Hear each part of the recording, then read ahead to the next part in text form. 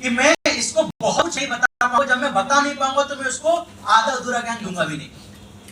तो मेरा ऑब्जेक्टिव होगा कि मैं सिर्फ राज को इनकम करने के लिए प्रेरणा दूं, अपने पैरों पर खड़े होने के लिए इंस्पिरेशन दूं और उसकी इस इंस्पिरेशन को कंप्लीट कराऊं अपने सर से मीटिंग करा के। That's it.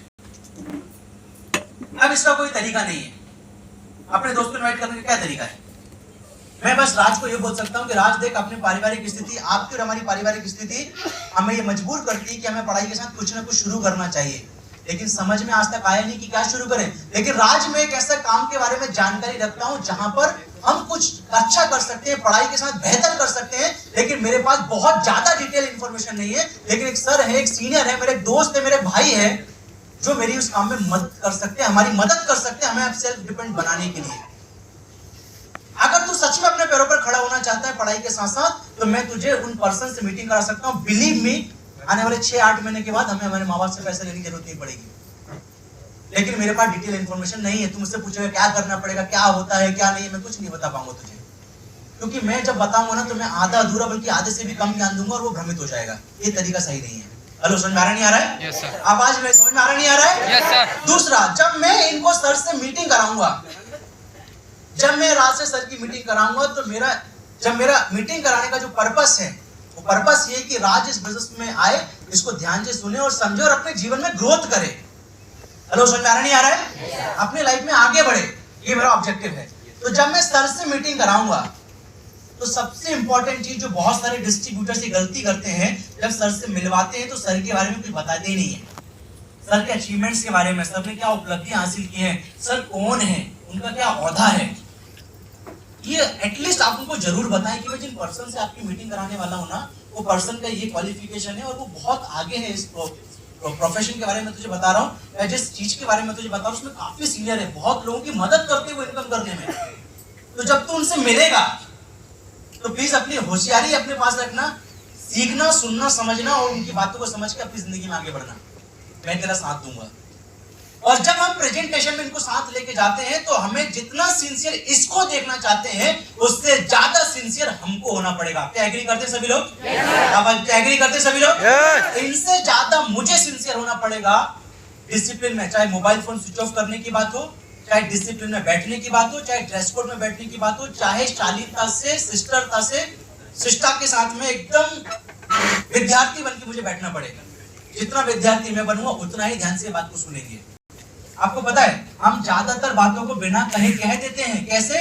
जब हम हमारे सीनियर ने बोला कि मोबाइल फोन को बंद करो और हम बीच में मोबाइल फोन उठा करके बात करने लग जाते हैं, तो हमने इनडायरेक्टली इसको बोल दिया कि जिस व्यक्ति से मैं तुझे मिलवाने के लिए लाया हूं ये व्यक्ति लिए कोई मायने नहीं करता, और ये गलत है, ये नहीं करना चाहिए। हेलो, समझ में आ रहा नहीं आ रहा है? ऐसी गलतियां जीवन में ना करें। तीसरा, लोग एक गलती करते हैं जब इनका प्रेजेंटेशन हो जाता है, प्रेजेंटेशन के बाद ज्यादातर लोग एक गलती करते हैं, वो गलती मैं आपको बताता हूं। गलती नंबर 1, लोग इनकी बताई समस्याओं को मान लेते हैं कि सही बोल रहा है। जैसे मेरे पास पैसे नहीं है, मेरे पास समय नहीं है, मेरा इस काम में इंटरेस्ट नहीं है, मैं बाद में करूंगा। आपको पता है ज्यादातर हमारे नए डिस्ट्रीब्यूटर्स ऐसा मान लेते हैं कि मेरा ये जो दोस्त ऐसा बोल रहा है ना, ये सच बोल रहा है। दरअसल ये सच नहीं होता है।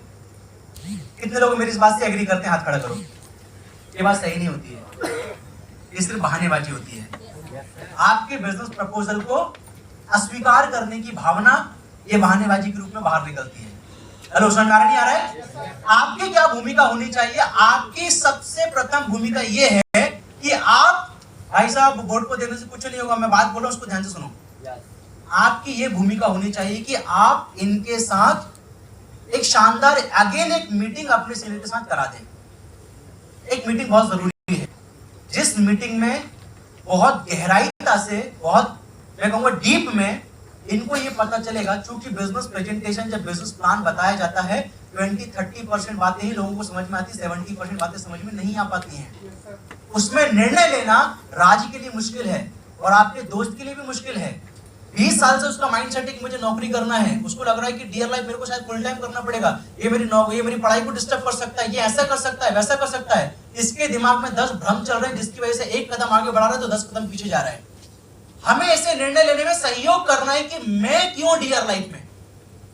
हेलो, समझ आ रहा नहीं आ रहा है? तो मेरा अगला प्लान ये होना चाहिए कि मैं राज की मीटिंग कराऊं मेरे सीनियर के साथ, और जब सीनियर उनको बातें बताए कि व्हाई डियर लाइफ, राज की जिंदगी में डियर लाइफ क्यों, मैं इनसे मीटिंग कराऊं। मीटिंग कराने के बाद आपको क्या लगता है कि क्या ये सर की मीटिंग करने से राज इस बिजनेस में आ जाएगा? आवाज नहीं, राज इस बिजनेस में आ जाएगा? आप बड़े ध्यान से समझिएगा। बहुत लोग ऐसा सोचते हैं कि मुझे इस बिजनेस में प्रोडक्ट बेचना है। बड़े ध्यान से समझना मेरी बात को। बहुत लोगों को ऐसा लगता है कि मुझे इस बिजनेस में प्रोडक्ट बेचना है। गलत। दरअसल इस बिजनेस में आपको अपनी भावनाएं व्यक्त करनी है। क्या मेरी बात समझ में आई? अगर समझ में आई तो बोलिए यस। आपको इस बिजनेस में अपनी भावनाएं व्यक्त करनी है। मैं डियर लाइफ में क्यों, मैं क्यों कर रहा हूं? क्या मैं पागल हूं? क्या मैंने दुनिया नहीं देखी? क्या मैं कंपटीशन नहीं जानता कि तू नहीं जानता? कि क्या तू अपनी पारिवारिक स्थिति नहीं जानता कि मैं नहीं जानता? हमें हमारी भावनाएं व्यक्त करनी कि मैं डियर लाइफ में क्यों काम कर रहा हूं। अगर हिंदी में बोला जाए, हमें हमारी भावनाएं व्यक्त नहीं करना, हमें हमारी भावनाओं को बेचना है, नॉट प्रोडक्ट। प्रोडक्ट नहीं बेचना है। मैं डियर लाइफ में क्यों, मेरा गर्व डियर लाइफ में क्यों है, मुझे ये भावनाएं जो मेरे अंदर जो फीलिंग्स हैं वो मुझे अपने दोस्त तक ट्रांसफर करनी है। और बिलीव मी, यही फीलिंग्स जो है ना, यही भावनाएं जो है ना, इसको निर्णय लेने में सबसे ज्यादा मदद करने वाली है, ना कि आपके सीनियर की बताई बात। क्या मेरी बात को समझा पाया? आवाज कान पे मेरी बात को समझा पाया? सबसे इंपॉर्टेंट है कि जिसने, अगर मैंने इनको बुलाया है तो क्या मैं अपनी भावनाएं इन तक पहुंचा पा रहा हूं कि मैं डियर लाइफ में काम क्यों कर रहा हूं। ये सबसे इंपॉर्टेंट बात है। अगर मैंने इन तक ये भावनाएं व्यक्त कर दी, 10 में से 9 रिजल्ट आपको मिल जाएंगे। मैं लिख के दे सकता हूं आपको। 10 में से 9 लोग आपके साथ होंगे, एक को तो भगवान भी नहीं कर पाएगा। अगर भगवान सबको एक जैसा बना पाता तो फिर क्या बात थी। हेलो, समझ नहीं आ रहा है? प्लीज टेक योर सीट, बैठ जाओ। एक बार जोरदार ताली राज के लिए होना चाहिए। सो माय डियर फ्रेंड्स, सबसे इंपॉर्टेंट है कि हम हमारे एक एक व्यक्ति, हमारे 500 लोगों की लिस्ट जो है, मेरी बात, क्या सब लोग मेरी बात को